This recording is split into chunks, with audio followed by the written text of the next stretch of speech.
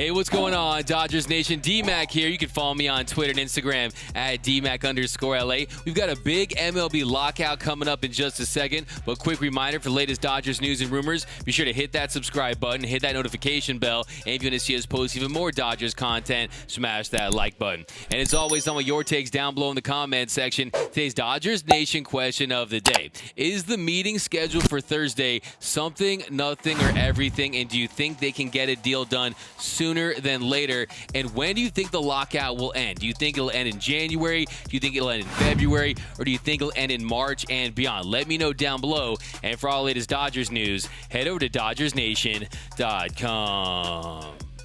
So we've got a big update on the MLB lockout. Jeff Passan tweeted this morning, Major League Baseball and the MLB Players Association plan to hold a bargaining session Thursday, sources tell ESPN. MLB is expected to make a core economics proposal at the session, which would be the first between the sides since the league locked out the players on December 2nd. So big news, because finally they are going to not only be engaging in talks, but they're going to be talking about the big stuff, the core economic issues. And today, Bob Nightingale wrote in his piece for USA Today, Major League Baseball has offered to increase the minimum salary from $570,500 to $600,000, which would rise to $650,000 and $700,000 through the CBA.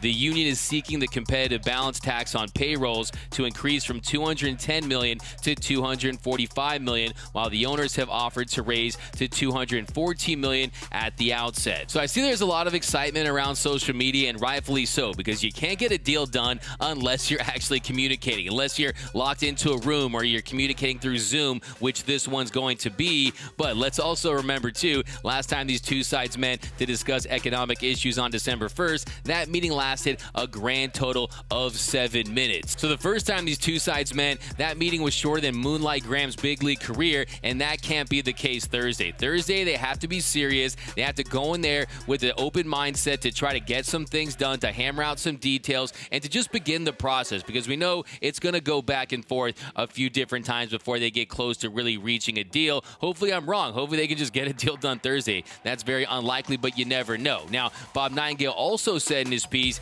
MLB reached out to the union to set up the call Thursday morning after spending the last few weeks working on a new set of proposals for a new collective bargaining agreement in hopes of reaching a deal that would not delay the start of spring training, which is scheduled to start February 16th.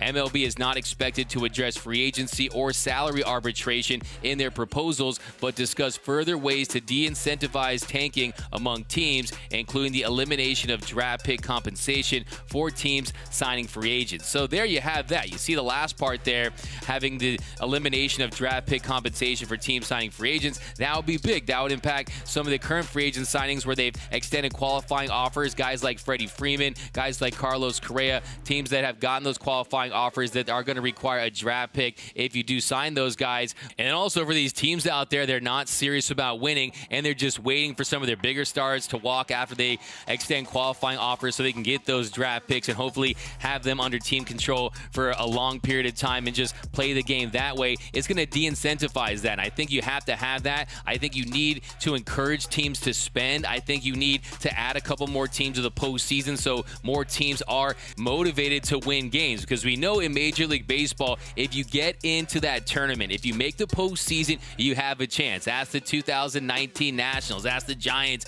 ask the Marlins. There's plenty of examples of teams that got into the postseason and were able to go the entire way. So I do think you're going to have to add some more teams. I think the owners are going to want that. I think at the end of the day, the players are going to agree to that. I think it's going to help the overall product, because my big issue with Major League Baseball is there's so much meaningless baseball towards the end of the season. There's too many empty stadiums, especially when football season starts, and it's just a bad look. You need to have teams that think they have a chance, and you need fan bases to have some hope. And if teams aren't getting a taste of that postseason magic, it's really bad bad for fan bases, and it's bad for the optics of the entire sport. So I think when it comes to this negotiation on Thursday, it is going to be a start. We'll see what transpires in this meeting. We'll see what the outcome is, but I'm telling you, there's a lot of bad blood between these two, and they're not happy about the last CBA. The owners aren't happy about what happened in 2020. They think they lost money. We know they're all filthy rich billionaires, and they're just trying to maximize their dollar.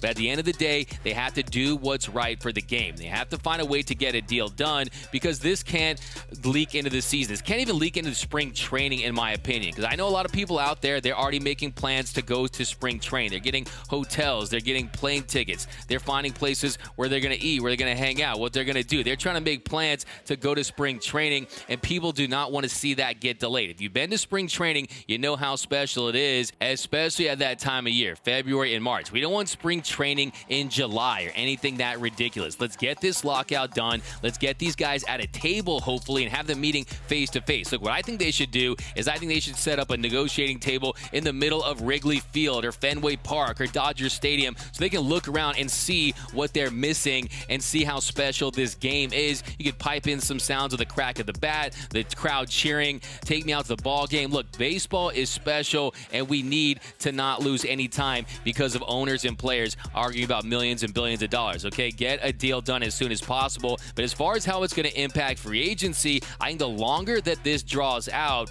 the more chaos we're going to see when they eventually get a deal done. Because if there's a mad rush at the end, it would be exciting, but it would also be chaotic. And I think ultimately it'd be bad for the sport, because you want guys to make responsible choices, the right choices for them, and you don't want this mad dash, especially when you're talking about 8 years, 6 years, 7 years, $200+ million, $300+ million.